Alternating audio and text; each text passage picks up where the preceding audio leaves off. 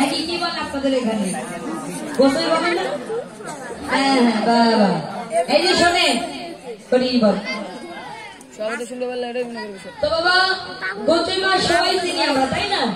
দেখুন একটা গোসাই মাছ কিন্তু কাদার ভিতরে থাকে, থাকে না? কাদার ভিতরে থাকে না মা? কিন্তু সেই গোসাই মাছ যখন কাদার ভিতর থেকে উঠে আসে তার মধ্যে কি কাদা লেগে থাকে বাবা তার গায়ে? থাকে থাকে সত্যি বলছেন ঠিক তেমনই বাবা ভজনটাও ঠিক তেমন। হ্যাঁ মহাজন বলছে শোনো তোমরা কাদার ভিতরেই খেলা খেলো কিন্তু তোমাদের গা যেন মেখে না যায়। হ্যাঁ তোমরা কাদার ভিতরেই খেলো কিন্তু তোমাদের গা যেন মেখে না যায়। বাবা শোনো একটি মাঠে যখন ফুটবল নিয়ে খেলা খেলে বাবা তখন তো গোল দেয় তাই না? কিন্তু মহাজন এখানে বলছেন শোনো তোমরা মাঠের ভিতরে নেমেছো ঠিক আছে, মাঠের ভিতরে খেলা খেলো, খেলতে থাকো তাতে কোনো মানা নেই, কিন্তু খেলতে খেলতে যেন তোমাদের গোল না হয়। সকলেই বুঝে নিবে। হ্যাঁ মহাজনের কথা সব কথা তো বলে বলা যায় না তো মায়েরা। হ্যাঁ মানে ধরে রাখার ক্ষমতা কার জানে? ধরে রাখার ক্ষমতা কিন্তু হচ্ছে নারীদের, পুরুষদের কখনো আমার বাবাদের কখনো ধরে রাখার ক্ষমতা নেই। ধরে রাখার ক্ষমতাই হচ্ছে আমার মায়েদের। বাবারা শোনে যদি একবার গোল হয়ে যায় তাহলে কি হবে? হাজার হাজার লক্ষ লক্ষ কোটি কোটি জীব মারা যাবে বাবা। হ্যাঁ তো বাবা এই যে আমি যে বললাম হরি বল আমি বলি এই যে রাস, এই রাসটা কয় প্রকার বাবা বলুন তো? রাস হচ্ছে 3 প্রকার, রাস মহারাস আর হচ্ছে নৃত্য রাস। এই যে বাবারা রাস কাহাকে বলা হয় বলুন তো? এই জাগতিক জগতিক প্রতি প্রত্যেকটা ঘরে ঘরে প্রত্যেকটা দিন যে রাস হচ্ছে তাকে বলা হয় শুধু রাস।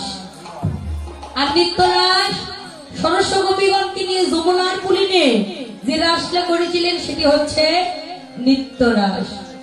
আর মহারাস কাহাকে বলা হয় বাবা?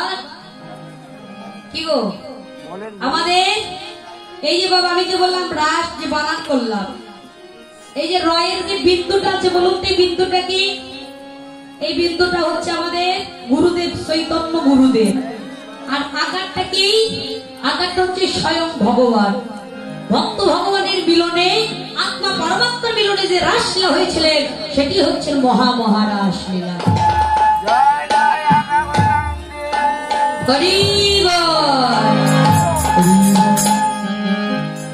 তো মায়েরা এই যে বাবা আমি যে বললাম মায়েদের ধরন ক্ষমতা বেশি বললাম না?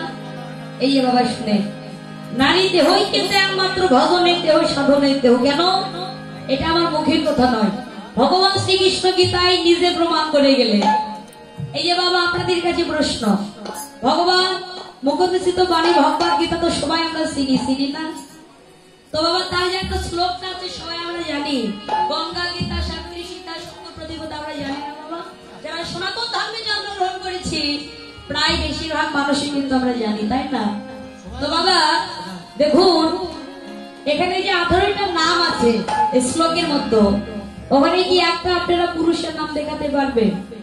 একটা ছেলেদের নাম দেখাতে পারবেন বাবা? এখানে না পারলেন বাড়িতে গিয়ে পড়ে নেবেন। তো ভগবান নিজে প্রমাণ করলেন নারীর দেহ শুধু ভোগের দেহ নয়, নারীর দেহ একমাত্র ভজনের দেহ, একমাত্র সাধনের দেহ।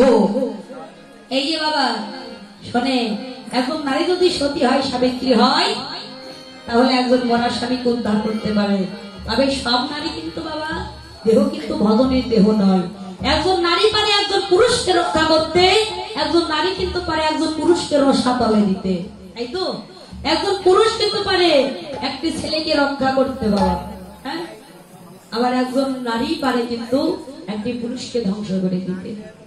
এই যে বাবা নারী যদি সতী হয়, সাবিত্রী হয়, একজন মরা স্বামীকে উদ্ধার করতে পারে। হ্যাঁ সতী সাবিত্রী নামে নারী বাবা তার মরা স্বামীকে উদ্ধার করেছিল বলুন তো? তার স্বামীর নাম কি ছিল? ওই যে কি যেন বান বলে না বাবা, সুন্দর হরি বল। তো বাবা সাবিত্রীর বাবা স্বামীর নাম ছিল সত্যবান। আমার সত্যবান মারা গিয়েছিল। হ্যাঁ তার মরা দেহটা জোড়ায় ধরে কাটছে। এমন সময় যমরাজ এসে বলছে বাবা অমন ভাবে কাঁদিস না, এই জগতে এলে হয় জন্মিলে মৃত্যু হয়। বলেছে বাবা আমি তো জানি, কিন্তু এই জাগতিক জগৎ থেকে আমার স্বামীর যাবার এখনো সময় হয় না। বলছেন মা আমি তোর স্বামীকে তো বিদায় দিতে পারবো না, একটি কাজ কর, তোর স্বামীর বদলে যে কোনো আমার থেকে একটি বর চেয়ে নিবি, তোর আমি আশীর্বাদ করব, তুই যে বরটি আমার থেকে চাইবি আমি তোকে সেই বরটি দিয়ে দিব। এখন বাবা সতী নারী একটু চতুর আর চালাক হয়, এবার বলছে যদি বর দিতে হয় এই বর দাও বাবা, আমি যেন গর্ভবতী হয়ে মা হতে পারি। এই যে বাবা দেখুন ভজনটা কোথায় থাকে, বলেছে আমি যেন গর্ভবতী হয়ে মা হতে পারি। বলছে তথাস্তু, তুই যা দিয়েছিস তাই পাবি। এমন সময় বাবা উঠে উঠে বাবা সত্যবানকে নিয়ে চলে যাচ্ছে। এমন সময় পিছনে পিছনে সাবিত্রীও ছুটছে মা।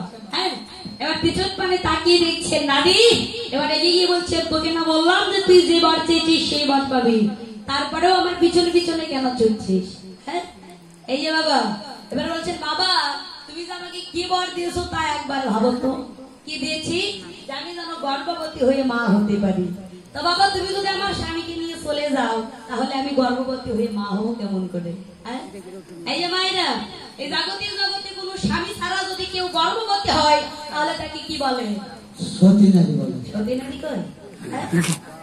বাবা হ্যাঁ কি গো কলঙ্কি নারী বলে না বাবা? হ্যাঁ করি বল। তো বাবা বলেছেন এবার যমরাজা বলছেন মা আমি তো আগে ভেবে দেখি নাই রে মা, জানে মা যা তোর স্বামীকে আমি ফিরাই দিলাম। একজন নারী যদি সতী হয় সাবিত্রী হয় ওরা স্বামীকেও কিন্তু উদ্ধার করতে পারে। করি বল। মায়েরা সবাই আপনারা একটু সহধর্মিনী হবার চেষ্টা করবেন, নিজেও ধর্মপথে এগিয়ে যাবে, আপনার স্বামীকে এবং অপরকেও সহযোগিতা করবেন। হ্যাঁ, একবার সবাই মিলে আপনার জয় ধর্ম ধরে দিবেন। রাধা কৃষ্ণ প্রেমানন্দে হরি হরি বল।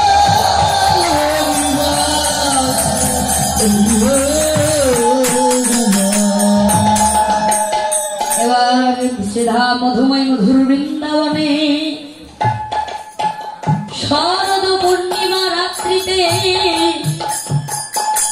যেন মৃদু মৃদু পবন বহিছে, মৃদু মৃদু পবন বহিছে, পূর্ব দিগন্তে পূর্ণিমা চাঁদের উদয় হয়েছে।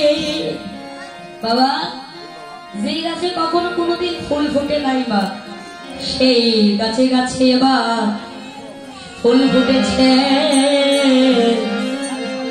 আর পূর্ণিমা শরৎকালে বলছে সাদা